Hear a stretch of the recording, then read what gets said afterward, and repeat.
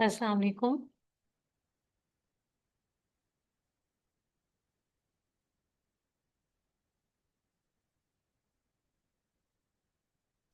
वालेकुम अस्सलाम। सलाम, कैसे हैं? अल्हम्दुलिल्लाह बिल्कुल ठीक। आप ठीक हैं?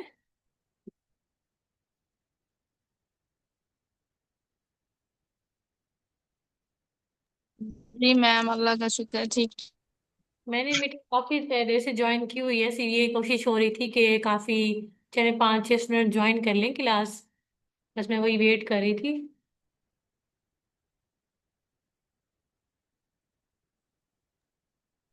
जी मैम। अच्छा, इस टाइम से किसी को इश्यू तो नहीं है? 9 PM से? मैम एक्चुअली अभी अभी ड्यूटी से मैं वापस आई हूँ, तो ये सबका ही शायद प्रॉब्लम होगा कि आने जाने का। फिर इस टाइम आप सही कह रहे थे कि सुबह 9 बजे से 12 बजे तक के दरमियान किसी भी टाइम ले लेना। हाँ जी, मुझे कोई इश्यू नहीं है। आप अगर आप मॉर्निंग कोई भी टाइम 6 बजे रखना के बाद चाहें नहीं ले सकते तो। आप बता दें। जी मैम, एक ग्रुप में मैसेज कर दीजिएगा ना, उसके अकॉर्डिंग फिर 9 से 12 के दरमियान जो भी टाइम होगा ना, सबको सूट उस टाइम में रख लेते हैं। हाँ जी, बिल्कुल ऐसे ही है। नहीं, पहले भी मैं क्लासेस वगैरह लेती हूँ ना, तो उनको आई थिंक शाम का बिल्कुल ठीक था कि इसी टाइम 8 से 9 क्लास होती थी। तो इसीलिए मुझे तो मेरा कोई आइडिया नहीं था, इसलिए मैं आप लोगों से कहती कोई अगर इशू है टाइमिंग के हवाले से तो वो आप काइंडली मेरे साथ शेयर कर लें, ताकि फिर हम आपकी मर्जी के मुताबिक आपको देखते हुए हम वही टाइम रख लेते हैं। जी मैम, ठीक है। जी, थोड़ा सा मैं आपको स्टार्टिंग में ही बताती चलूं कि जो आपका ये सब्जेक्ट है बायोस्टैटिस्टिक्स, ठीक है, ये दिखने में मुश्किल है बज़ाहिर कि आप इसको जब फर्स्ट टाइम पढ़ रहे होते हैं तो थोड़ा सा ये आपको मुश्किल लग रहा होता है कि ये काफ़ी देखने में मुश्किल लग रहा होता है, क्योंकि जाहिर है इसके अंदर सारा मैथ है और थ्योरी भी है, तो वो आपको देखते ही थोड़ा मुश्किल लगता है। लेकिन सिर्फ ये है कि इस सब्जेक्ट को आपको टाइम देना पड़ता है, ठीक है। तो मेरी कोशिश यही होती है कि मैं डेली बेसिस पे जूम पे लेक्चर लूँ, और वो मैं लूंगी भी सही, पहले भी मैं लेती हूँ तो जूम पे ही लेती हूँ बकायदा, क्योंकि ऐसे समय नहीं आता रिकॉर्डेड लेक्चर में, कोई सुनता है कोई नहीं सुनता है। तो इससे मुझे ये पता चल जाता है कि सब जो है वो लेक्चर के अंदर बैठे हैं, आपका जो इश्यू होता है वो आप पहले से ही हमसे डिस्कस कर लेते हैं। तो मैं तो जूम भी प्रेफर करती हूँ। तो आप टाइम जो है ना वो अपना डिसाइड कर ले सब मिलकर, और फिर मुझे बता दें एक टाइम कि अगर आप मॉर्निंग में लेना चाहते हैं वो मैंने आपको टाइम बता दिया है, 9 से 12 आप जब लेना चाहें। और शाम में भी यही होता है कि 8 के बाद टाइम है, कि जो आपको सूट करे सबको। तो आप आपस में डिसाइड करने के बाद मुझे एक टाइम बता दें, ताकि हम जूम तो हमारा बेसिकली चलेगा डेली बेसिस पर, मतलब वीक में 5 डेज तो लाजमी है। और इसको आप साथ साथ कीजिएगा, क्योंकि ये जो सब्जेक्ट है ना, थोड़ा सा आपके लिए थोड़ा सा टेक्निकल हो सकता है, मगर जब तक आप इसकी प्रैक्टिस नहीं करते हैं, उसमें जाहिर बात है मैथ वर्क है सारा, तो आप जब तक इसकी प्रैक्टिस नहीं करेंगे आपको नहीं आएगा, ठीक है। तो बेसिकली अगर मैं इसकी आउटलाइन की बात करूं आपसे, तो इसके हमारे पास है टोटल 14 चैप्टर्स जो हमारे सिलेबस के अकॉर्डिंग है। इंट्रोडक्शन टू बायोस्टैटिस्टिक्स के हवाले से हमारे 14 लेसन हैं। उसमें से हमने मिड टर्म जो अपना कवर करना है वो हमें करना है डेफिनेटली 25 अगस्त तक, ठीक है। तो उसके लिए हम यूनिट नंबर 5 तक कंप्लीट करेंगे अपना सिलेबस, ताकि अच्छे से हमें वो प्रिपेयर हो जाए। और मैं आपको ये भी बताती चलूँ कि जो ये आपके फर्स्ट लेसन 5 है और ये हैं बहुत इंपॉर्टेंट। तकरीबन अभी भी जो लास्ट टाइम स्टूडेंट्स ने पेपर दिए हैं मेरे पास वो मौजूद हैं, उसमें से फर्स्ट लेसन 5 में से ही आपका 40 to 50 मार्क्स का आपका पेपर आता है, जिसके अंदर आपके 30 मार्क्स के एमसीक्यूज होते हैं, और उसके अलावा 20 का आपका सब्जेक्टिव लाजमी आता है। तो जो ये हमारे शुरू के लेसन 5 है वो काफी इंपॉर्टेंट भी है। आज हमने जो स्टार्ट करना है अपना टॉपिक, वो हमारा यूनिट नंबर 1 है जिसको हम डिस्कस करेंगे, वो हमारा है इंट्रोडक्शन टू बायो स्टैटिस्टिक्स, जिसके अंदर हमने उसका इंट्रोडक्शन देखना है बेसिकली कि हमारा जो सिलेबस है, हमारा जो टॉपिक है, सब्जेक्ट है, उसका नेम है बायो स्टैटिस्टिक्स। पहले तो हम उसको क्लियर करते हैं। उसको क्लियर करने से पहले भी हमें सबसे पहले जो जानना जरूरी है ना, वो ये है कि इसमें लफ्ज आ रहा है स्टैटिस्टिक्स का, ठीक है, सारा तो इसमें जो रोल प्ले हो रहा है वो स्टैटिस्टिक्स का ही हो रहा है, तो पहले उसको समझना ज्यादा जरूरी है। अब हमारे पास स्टैटिस्टिक्स क्या होती है? It is the study of collecting, analysing and interpreting data to understand patterns, trends and relationships इसमें क्या होता है कि हम अपने डाटा को कलेक्ट करते हैं, कोई भी डाटा हो सकता है, वो नंबर्स की फॉर्म में हो सकता है, वो हमारे पास किसी भी फॉर्म में हो सकता है, ठीक है। हमने कोई भी डाटा लेना है, जैसे मैं स्टूडेंट्स लेती हूँ, फॉर एग्जांपल मैं स्टूडेंट्स का डाटा ले रही हूँ, पेशेंट्स का डाटा ले रही हूँ, डॉक्टर्स का डाटा ले रही हूँ। तो हमारे पास कोई भी डाटा हो उसको हम सबसे पहले क्या करते हैं, कलेक्ट करते हैं। कलेक्ट करने का मतलब आपको क्या पता है कि अगर आप पेशेंट्स का डाटा ले रही हैं, तो आप हॉस्पिटल्स में जाके जितने वहाँ पेशेंट्स आ रहे हैं उन सब का डाटा कलेक्ट कर रही हैं कि किस किस डिजीज के पेशेंट्स आए हुए हैं, ठीक है। उसको आप कलेक्ट करें, फिर उसके ऊपर एनालिसिंग करना है, अपने अपना एनालिसिस लगाना है कि पेशेंट अगर इस डिजीज का आ रहा है तो इसकी वजह क्या है, ठीक है। तो उसको आप एनालाइज करते हैं। एंड इंटरप्रेटिंग डाटा, तो डाटा को इंटरप्रेट करते हैं, ठीक है, टू अंडरस्टैंड। किस लिए हम करते हैं सारा कुछ, ताकि हम अंडरस्टैंड कर सकें उसके पैटर्न्स को, उसके ट्रेंड्स को एंड रिलेशनशिप्स को, ठीक है। जैसे पेशेंट का डिजीज के साथ कौन सा रिलेशनशिप है, कौन सी डिजीज है, उसके क्या साइड इफेक्ट्स हैं, उसको हमने चेक करना होता है। It help us make inform decision, जो कि हमारे बेसिकली हमारी क्या हेल्प करता है स्टैटिस्टिक, ताकि हम कोई अच्छा सा डिसीजन बना सकें। जब हमने डाटा को कलेक्ट कर लिया है, उसको एनालिसिस कर लिया, उसके हमने रिजल्ट्स को इंटरप्रेट कर दिया है, उससे हम कोई डिसीजन बना सकते हैं। इससे डिसीजन ये बना सकते हैं, फॉर एग्जांपल मैं 3 हॉस्पिटल्स का डाटा ले रही हूँ, और मैं जितने जितने पेशेंट्स हैं उनकी मैंने डिजीज भी मेंशन कर लिया है, क्योंकि जब डाटा कलेक्ट करते हैं हमारे पास तमाम चीजें मौजूद होती हैं। फिर अब मैं ये इंटरप्रेट कर रही हूँ, डिसीजन बना सकती हूँ कि इस हॉस्पिटल में जो है वो इतने पेशेंट्स हैं और उनको ये डिजीज है, तो हमें डिसीजन बनाने में काफी आसानी होती है। In simple word statistics is like, ठीक है। सबसे पहले जिसका, अगर बेशक आपको मैंने यहाँ पे 2 लिखी है डेफिनेशन, अगर आपको यूं ये ऊपर वाली अच्छी लगे, आसान लगे, या नीचे वाली लगे, आप जो मर्जी करना चाहें वो आप एब्सोल्युटली कर सकती हैं।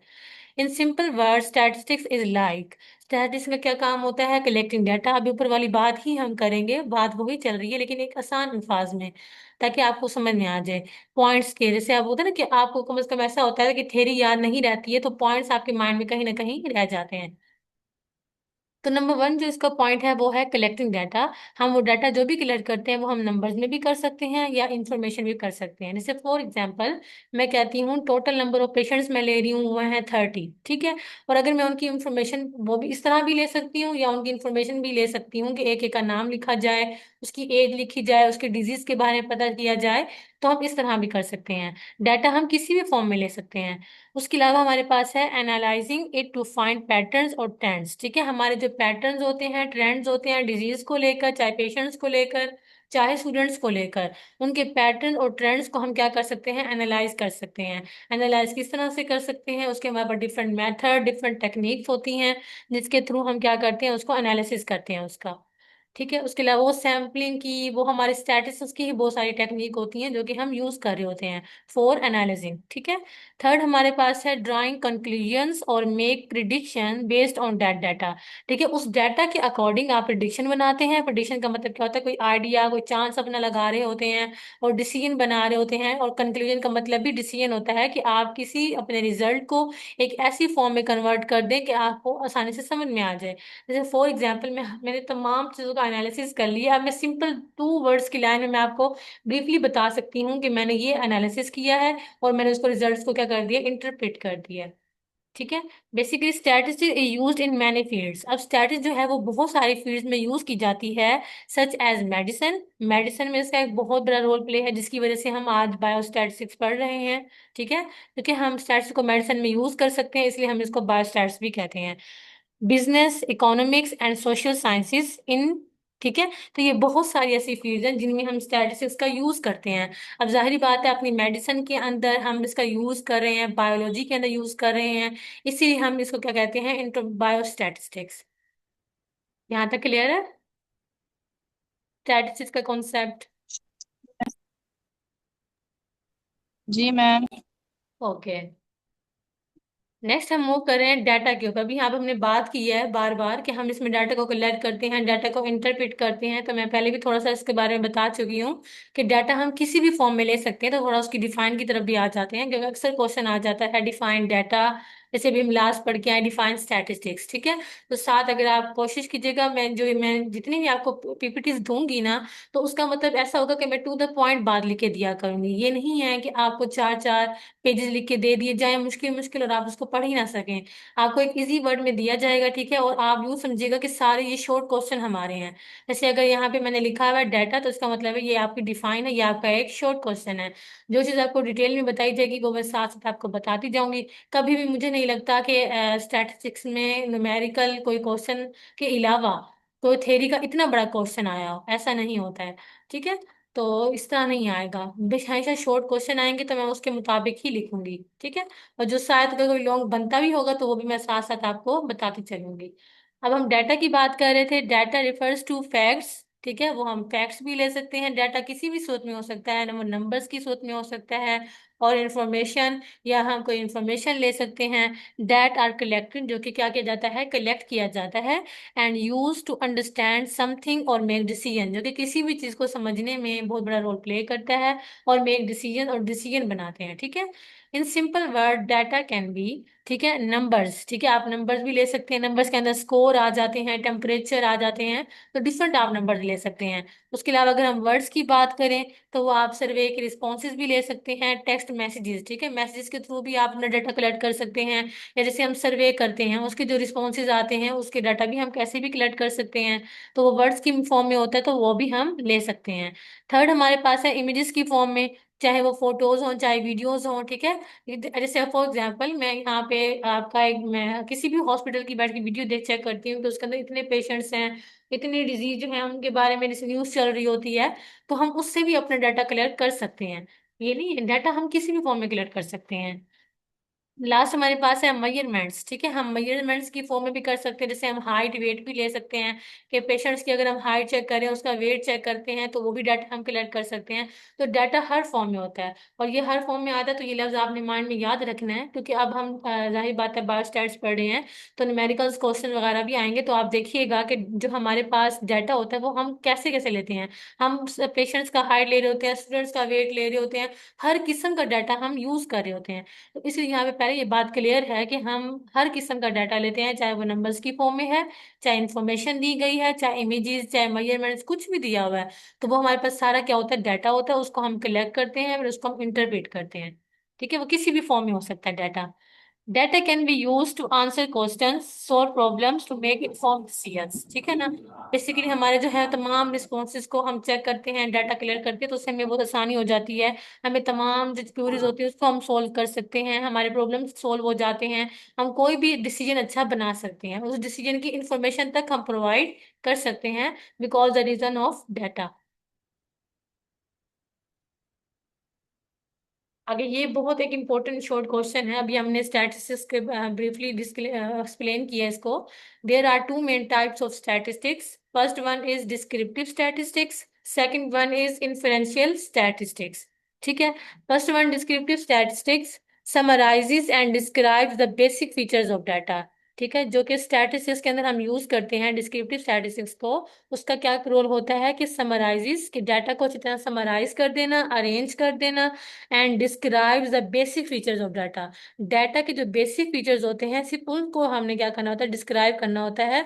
इसलिए हम इसे क्या कहते हैं, डिस्क्रिप्टिव। लेकिन डिस्क्रिप्टिव जो लफ्ज है ना वो डिस्क्राइब से ही निकला है, लेकिन अगर आप गौर करें कि DESCRI, डिस्क्राइब से ही निकला है।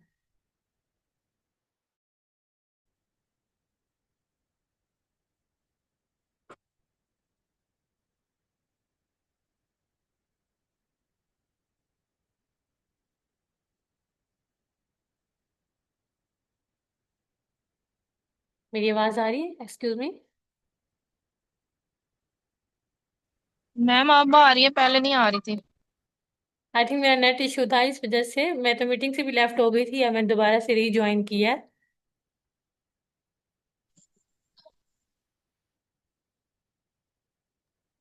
कहाँ से आवाज नहीं आई है? मैं ये जो टाइप्स ऑफ स्टैटिस्टिक्स डिस्क्राइब करती, यहाँ से नहीं आई है आपको?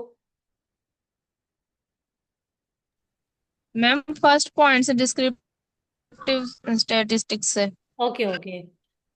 ये हमारे पास टाइप्स ऑफ स्टैटिस्टिक्स हैं। First one is descriptive statistics, जिसके अंदर हम क्या करते हैं, summarises and describes the basic features of data such as.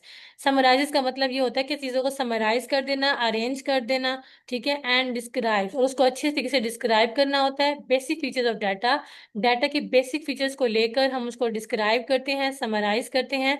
उसे हम क्या कहते हैं? डिस्क्रिप्टिव स्टैटिस्टिक्स, ठीक है। जैसे कि हमारे पास मीन है, मीडियन है, mode, range and standard deviation. तो ये हमारे पास बेसिक फीचर्स ऑफ डाटा होते हैं जो कि हम यूज करते हैं अपनी स्टैटिस्टिक्स के अंदर, जिसके जरिए हम क्या कर रहे होते हैं? डाटा को समराइज कर रहे होते हैं, फर्स्टली डाटा को अरेंज कर रहे होते हैं, एंड डिस्क्राइब, और डाटा को डिस्क्राइब कर रहे होते हैं, ठीक है। आवाज आ रही है?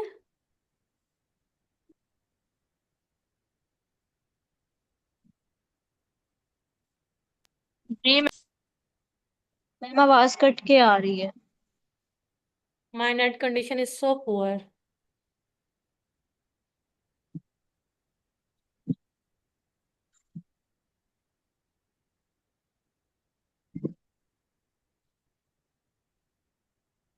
चलिए, अगर आवाज कट भी जाएगी ना तो मैं इसको रिकॉर्ड करी हूँ, तो इंशाल्लाह मेरे ख्याल से उसमें तो क्लियर ही आएगी।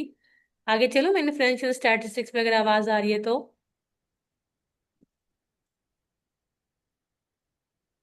जी ma'am. Okay, thank you. Second one is inferential statistics, ठीक है। तो इसके अंदर हम क्या करते हैं? Uses sample data. इसके अंदर बेसिकली हम सैंपल डाटा ले रहे होते हैं। तो यहाँ पे लव सैंपल आ चुके हैं, उसको आगे मजीद तो हम पढ़ेंगे, लेकिन मैं आपको थोड़ा सा कॉन्सेप्ट दे देती हूँ, क्योंकि अब यहाँ के बात की गई, तो ये जाहिर बात है आज का लेक्चर आप जब रिवाइज करेंगे तो ये जो लफ्ज है ये आपको थोड़ा सा माइंड में करेगा कि ये लफ्ज क्या है। सैंपल क्या होता है कि हम जैसे हम कोई भी डाटा ले रहे हैं, मैं 30 पेशेंट्स का डाटा ले रही हूँ। उसके बाद मुझे कहा जाता है कि इसमें से आप ऐसे पेशेंट्स को सिलेक्ट करें कि जो कि थोड़ा सा रिकवर हो चुके हैं। तो जो 15 पेशेंट्स को मैं सिलेक्ट करूंगी ना, तो वो मैं कोई भी रैंडमली सिलेक्शन करती हूँ कि इस पेशेंट की जो है कंडीशन वो काफी रिकवर हो चुकी है, इस पेशेंट की रिकवर हो चुकी है। तो जो वो मैं रैंडमली सिलेक्ट कर रही होती हूँ ना डाटा, तो उसको हम क्या कहते हैं? सैंपल डाटा कहते हैं। क्या वो हम रैंडमली सिलेक्ट कर रहे हैं तो उसको हम कहते हैं सैंपल। तो uses sample data, sample data को यूज करते हुए, ठीक है, टू मेक कंक्लूजन्स, हम कंक्लूजन्स बनाते हैं, उसकी प्रेडिक्शन ड्रॉ करते हैं अबाउट अ लार्जर पॉपुलेशन। जैसे हमारे पास ऊपर हमने किया डिस्क्रिप्टिव स्ट्रेटजी, उसके अंदर हम होल डाटा ले रहे होते हैं, ठीक है। लेकिन इसके अंदर क्या होता है कि हम लार्जर पॉपुलेशन का यूज नहीं कर रहे होते हैं। हम लार्जर पॉपुलेशन से एक सैंपल ड्रॉ कर लेते हैं, उसके ऊपर हम क्या कर रहे होते हैं? अपनी प्रिडिक्शन कर रहे होते हैं या कंक्लूजन ड्रॉ कर रहे होते हैं उसके ऊपर, because the reason of sample, ठीक है। अब उसके हमारे पास बहुत सारे मेथड्स होते हैं, जैसा कि हाइपोथेसिस टेस्टिंग है। टेस्टिंग के लिए हम यूज करते हैं सैंपल डाटा को, कॉन्फिडेंस इंटरवल्स हैं, रिग्रेशन एनालिसिस है। तो ये हमारे पास क्या है? 3 मेथड्स हैं। इन्फ्रेंशियल से आप देखें कि आपने इसकी इंफॉर्मेशन करनी, इन्फ्रेंशियल का मतलब ही आप साफ देखें तो थोड़ा सा पता चल रहा है कि आपने इसके इन्फ्लुएंस को देखना है। जब इन्फ्लुएंस की बात की जाएगी तो आपने कंक्लूजन बनाने होते हैं, प्रिडिक्शंस करनी होती हैं, तो उसके लिए आप हमेशा टेस्टिंग का यूज करते हैं। अगर आप ऊपर थोड़ा सा गौर करेंगे, ऊपर लफ्ज है डिस्क्रिप्टिव, जिससे मुराद ये था कि आपने डिस्क्राइब करना है, ठीक है ना। तो वो भी देखें, डिस्क्रिप्टिव से ही लफ्ज निकला है डिस्क्राइब का, ठीक है। तो ये दो इंपॉर्टेंट टाइप्स ऑफ स्ट्रेटजीज हैं। ये भी बेसिकली एक शॉर्ट क्वेश्चन है, एसईक्यू के लिहाज से ये आता है कि what are the 2 main types of statistics, ठीक है। तो उसके बारे में थोड़ा सा आपने बताना है, तो उस लिहाज से ही आपने इसको प्रिपेयर करना है। यहाँ तक जो हमारा टॉपिक है बायोस्टैटिस्टिक्स, तो स्टैटिस्टिक्स का जो पॉइंट है वो हमें सारा कुछ क्लियर हो चुका है कि स्टैटिस्टिक्स क्या है, डाटा क्या है। उसमें डाटा की बात की गई थी, उसको हमने थोड़ा सा देखा है। उसके अलावा मजीद हमने देखा है कि उसकी टाइप्स क्या हैं, ठीक है। अब हम अपना मेन टॉपिक पे आ जाते हैं, जो कि हमारा है व्हाट इज बायोस्टैटिस्टिक्स। कि बायोस्टैटिस्टिक्स क्या है, ठीक है। स्टैटिस्टिक्स के बारे में तो हमें पता चल गया कि डाटा को कलेक्ट करना है, एनालिसिस करना है उसका, उसकी इंटरप्रिटेशन करनी है और कंक्लूजन ड्रा कर देने हैं। स्टैट्स का काम ये होता है। अब उसको हम बायोस्टैट्स में क्यों यूज कर रहे हैं उसके बारे में थोड़ा सा इसको पढ़ेंगे। Biostatistics is a branch of statistics, ठीक है। जो बायोस्टैटिस्टिक्स बेसिकली ब्रांच किसकी है? स्टैटिस्टिक्स की है। डेट अप्लाइज स्टैटिस्टिकल मेथड्स, ठीक है। हम अपने स्टैटिस्टिकल मेथड्स को, वो हमारे डिफरेंट मेथड्स हैं, जो भी थोड़े से मेथड्स हमने डिस्कस भी किए हैं, मीन, मीडियन, हमारा सेंट्रल टेंडेंसी है, हमारा डिस्पर्शन है, हमारा हाइपोथेसिस टेस्टिंग है। तो ये हमारे पास पास क्या होते हैं? स्टैटिस्टिकल मेथड्स होते हैं, ठीक है। टू बायोलॉजिकल हेल्थ, अपनी बायोलॉजिकल बायोलॉजी के अंदर, हेल्थ के अंदर एंड मेडिकल रिसर्च के अंदर जब हम इन मेथड्स को अप्लाई करते हैं तो उसे हम क्या कहते हैं? बायोस्टैटिस्टिक्स कहते हैं। It plays a crucial role in designing studies. ठीक है, इसका सबसे बड़ा रोल क्या होता है कि प्ले क्या रोल प्ले करता है कि डिजाइनिंग स्टडीज, कि अपने स्टडी को हम डिजाइन कर सकते हैं। एनालिसिंग डाटा, अपने डाटा को एनालाइज कर सकते हैं। एंड इंटरप्रेटिंग रिजल्ट, बाद की सारी वही आ गई है, स्टैट्स की डिफाइन के बारे में ही बात की जा रही है कि सबसे पहले क्या होता है, हमें डाटा को कलेक्ट करना है, उसके बाद उसको एनालिसिस करना है, उसकी इंटरप्रिटेशन करनी है रिजल्ट्स की इन वेरियस फील्ड्स। हम बहुत सारे फील्ड्स के अंदर यूज कर रहे होते हैं, जैसे कि public health, epidemiology and clinical trials. तो ये हमारे पास बहुत सारी फील्ड्स ऐसी हैं जिसके अंदर हम बायोस्टैटिस्टिक्स का यूज कर रहे होते हैं, ताकि डाटा को हम इजीली कलेक्ट कर सकें, उसको एनालाइज कर सकें और उसके रिजल्ट्स को यहाँ हम इंटरप्रेट कर सकें।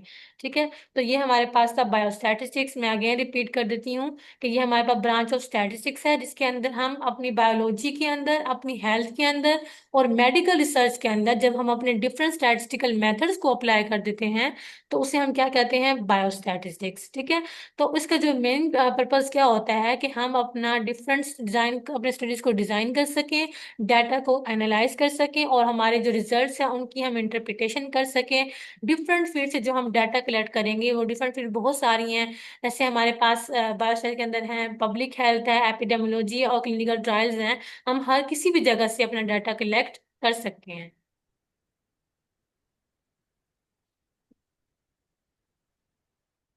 नेक्स्ट हमारे पास है हिस्ट्री ऑफ बायोस्टैटिस्टिक्स। अब बायोस्टैटिस्टिक्स की हिस्ट्री क्या है, मतलब कब इसको हमने जो है जरूरी समझा कि हमें इसको यूज करना चाहिए अपनी बायोलॉजी के अंदर स्टैटिस्टिक्स को, तो इसके बारे में हम थोड़ा सा देख लेते हैं। ये एक इंपॉर्टेंट एमसीक्यूज भी हो सकते हैं, इसके आंसर दो एमसीक्यू देखें, क्लियर होंगे आपके।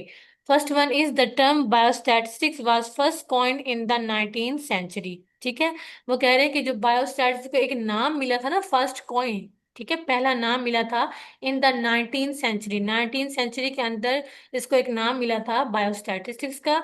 ठीक है, how ever the use of statistical method, वो कह रहे हैं, लेकिन ताहम हम इससे पहले स्टैटिस्टिकल मेथड्स को अपनी बायोलॉजी और मेडिसिन के अंदर यूज कर रहे थे 17th